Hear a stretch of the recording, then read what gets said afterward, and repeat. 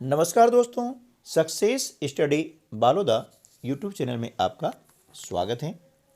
आज के इस वीडियो में हम लर्निंग आउटकम्स आधारित लर्निंग गैप सामग्री यानी ब्रिज कोर्स, जिसे हम N-1 सामग्री के नाम से भी जानते हैं, इसके अंतर्गत कक्षा 8 के लिए गणित विषय के लिए लर्निंग गैप सामग्री के अंतर्गत जो वर्कशीट निर्धारित की गई है उसका क्रमांक है 28 और शीर्षक है लाभ हानि प्रतिशत की गणना करना, है ना। लाभ हानि से संबंधित प्रश्न बहुत ही महत्वपूर्ण होते हैं और हर परीक्षा के दृष्टिकोण से महत्वपूर्ण होते हैं। हर परीक्षा में लगभग पूछे जाते हैं, तो इस कंसेप्ट को आपको पूरा समझना है और अच्छे से याद भी रखना है। तो चलिए शुरू करते हैं हम आज का वीडियो।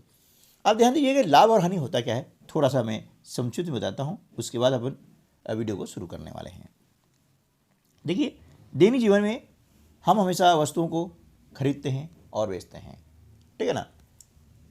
व्यापारी खरीदता है, बेचता है, ठीक है ना। अब जिस कीमत में किसी वस्तु को हम खरीद कर लाते हैं, तो वह कीमत उस वस्तु की कहलाती है कॉस्ट प्राइस यानी क्रय मूल्य, ठीक है ना। अच्छा, जिसे मान लिया जाए कि हम किसी शहर से, है ना, छोटे शहर तक कोई वस्तु लेके आते हैं, तो उसमें जो किराया भाड़ा लगता है वह भी उसके कास्ट प्राइस में यानी क्रय मूल्य में जोड़ दिया जाता है, जिसे हम कहते हैं ऊपरी व्यय। या कोई वस्तु खरीदी और उसको मरम्मत करने में, रिपेयर करने में कुछ पैसा खर्च होता है, वो भी उसकी कीमत में जोड़ दिया जाता है, ये होता है क्रय मूल्य। अब जिस कीमत में किसी वस्तु को बेचा जाता है उसे हम कहते हैं विक्रय मूल्य। क्या बोलते हैं? विक्रय मूल्य, है ना, सेलिंग प्राइस, ठीक है ना, ये विक्रय मूल्य बोलते हैं, ठीक है ना। अब क्या होता है कि जो विक्रय मूल्य अधिक होता है, किससे? क्रय मूल्य से। मान लिया कि वस्तु हमने 100 रुपये में खरीदी और 105 रुपये में बेच दी, तो 100 रुपये क्या हो गया? क्रय मूल्य, और 105 क्या हो गया? विक्रय मूल्य।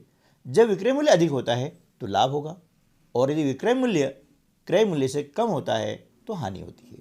और ध्यान रखिएगा कि लाभ और हानि हमेशा क्रय मूल्य पर होती है, ठीक है ना। तो चलिए अब इसके बाद में हम याद करते हैं लाभ प्रतिशत। इस वर्कशीट का जो शीर्षक है वो क्या है? लाभ हानि प्रतिशत की गणना करना। लेकिन इसके पहले हमें लाभ और हानि ज्ञात करते आना चाहिए। तो देखिए, यहाँ पर एक उदाहरण दिया गया है कि किसी खिलौने का क्रय मूल्य 72 रुपया है और विक्रय मूल्य 80 रुपये है, तो लाभ प्रतिशत ज्ञात कीजिए। तो देखिए, यहाँ हम देख रहे हैं कि क्रय मूल्य कितना है? 72 रुपया है और विक्रय मूल्य 80 रुपया है। अब विक्रय मूल्य अधिक है, इसलिए क्या होगा? लाभ। तो लाभ बराबर होता है विक्रय मूल्य ऋण क्रय मूल्य। 80 में से 72 को घटा दिया, कितना बचेगा? 8 रुपये लाभ हो गया है। लेकिन हमसे पूछा गया है लाभ प्रतिशत, यानी 100 रुपये पर कितना, है ना। तो इसके लिए क्या करते हैं, लाभ प्रतिशत का सूत्र होता है कि जो आपको लाभ मिला हुआ है उसमें 100 का गुणा कर दीजिए, है ना, और बटे क्रय मूल्य। ये सूत्र यह दिया हुआ है कि लाभ प्रतिशत बराबर, है ना, लाभ गुणित 100 बटे क्रय मूल्य। तो यहाँ पर 8/72 गुणित 100 बटा 1, है ना, इसको काट देंगे, 8 एकम 8, 8 9 72, है ना। अब 100/9 आ गया। अब 100 में यदि 9 का हम भाग लगाते हैं तो आ जाता है 11.1%, यह आपका उत्तर आ जाएगा। चलिए अब सवाल हल करने का प्रयास करते हैं। पहला प्रश्न है कि किसी मेज को 840 रुपये में खरीद कर 900 रुपये में बेचा जाता है, तो लाभ प्रतिशत ज्ञात कीजिए। अब देखिए, हम देख रहे हैं यहाँ पर कि क्रय मूल्य कितना है? 840 रुपये है और विक्रय मूल्य कितना है? 900 रुपये है। तो विक्रय मूल्य अधिक है, इसलिए क्या होगा? लाभ होगा। तो विक्रय मूल्य ऋण क्रय मूल्य बराबर क्या हो जाएगा? लाभ। लाभ निकालना है तो विक्रय मूल्य में से क्रय मूल्य को हम घटा देंगे। तो देखिए, 900 में से हमने 840 घटा दिया है, तो लाभ कितना आ गया? 60 रुपये आ गया, ठीक है। लेकिन हमसे पूछा गया है लाभ प्रतिशत। क्या पूछा गया है? लाभ प्रतिशत, है ना, ये। तो लाभ प्रतिशत बराबर क्या हो जाएगा? लाभ गुणित 100, है ना, लाभ गुणित 100 बटे क्रय मूल्य, ठीक है ना। तो लाभ है 60 रुपया गुणित 100 बटे क्रय मूल्य है हमारा 840 रुपया, ये हमने लिखा है 840 रुपया। अब जो ऊपर से नीचे कटेगा हम काट देते हैं, है ना। जैसे 60 की शून्य और 840 शून्य जो है हमने यहाँ पर काट दी है, ठीक है ना। अब इसके बाद में हम किससे काटेंगे, 6 से काटते हैं 84 को, तो 14 बार कटता है। और फिर 14 को हम काटेंगे 2 से 7 बार, और 10 को काटेंगे, है ना, 5 बार, और शून्य की शून्य, यानी क्या हो जाएगा 50/7%। क्या जाएगा 50/7%। अब चूंकि जगह बहुत कम है तो 50 में हम 7 का भाग लगाते हैं, तो देखिए मैं यहाँ ले देता हूँ, तो 7 7 49, बचता है 1, है ना, कितना बचेगा 1, तो 1 हम लिखेंगे अंश के रूप में बटे 7%। ये आपका जो है उत्तर आ जाएगा। ठीक है ना, जगह हमें बहुत कम दे रखी है इसलिए थोड़ी दिक्कत आ रही है। चलिए कोई बात नहीं है। अब हम कर लेते हैं नेक्स्ट क्वेश्चन।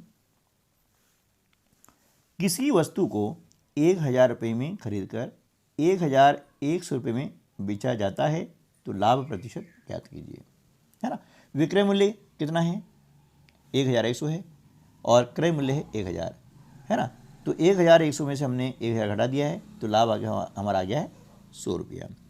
अब लाभ प्रतिशत ज्ञात करना है तो लाभ गुणित 100 बटे क्रय मूल्य, ये आप सूत्र याद कर लीजिएगा। हानि है तो लाभ के स्थान पर हानि आ जाएगा बस, है ना, दोनों का सूत्र बहुत आसान है। अब हमने लिखा लाभ कितना है 100 रुपया है, तो 100 गुणा 100 कर दिया बटा 1000 आ गया ना। अब शून्य से ये शून्य गई, ये शून्य से ये कट गई, ये शून्य से ये शून्य कट गई, बचा कितना 10%, तो लाभ कितना आ जाएगा 10%। ठीक है ना। अब इसी प्रकार से एक उदाहरण दिया है और इसमें हानि का प्रतिशत ज्ञात करने को कहा गया है।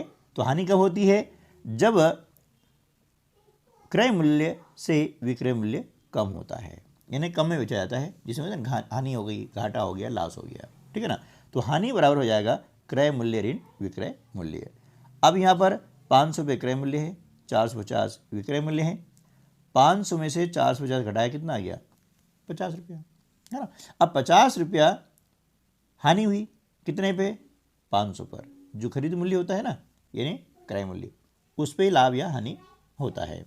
तो बटे 100 गुणित 100 बटा 1। अब ये शून्य से ये शून्य, ये शून्य से ये शून्य, 5 से काटा, 5 से कम 5, शून्य के शून्य, ये हो गया 10%। ठीक है ना। चलिए अब हम कर लेते हैं इसके अभ्यास प्रश्न। एक कुर्सी 250 रुपये में खरीद कर 150 रुपये में बेची गई, हानि प्रतिशत ज्ञात कीजिए। पहले हानि ज्ञात करेंगे तो हानि का सूत्र है क्रय मूल्य ऋण विक्रय मूल्य। ठीक है ना। अब क्रय मूल्य कितना है 250 रुपया, ये हमने लिख दिया। विक्रय मूल्य कितना है 150 रुपया है, ये हमने यहाँ लिख दिया है। अब 250 में से 150 हम माइनस करते हैं तो कितना आता है 100 रुपये, है ना। हमें क्या करना है हानि प्रतिशत, ये हमने हानि ज्ञात कर ली है, तो ये हानि 100 हो गई, लेकिन 100 रुपये कितनी हुई हानि वो हमें ज्ञात करना है। तो हानि प्रतिशत का सूत्र है हानि गुणित 100 बटे क्रय मूल्य, है ना। तो हानि कितनी हुई 100 रुपये, ये हमने लिखा 100 रुपये, ये 100 हमने ऐसे लिख दिया।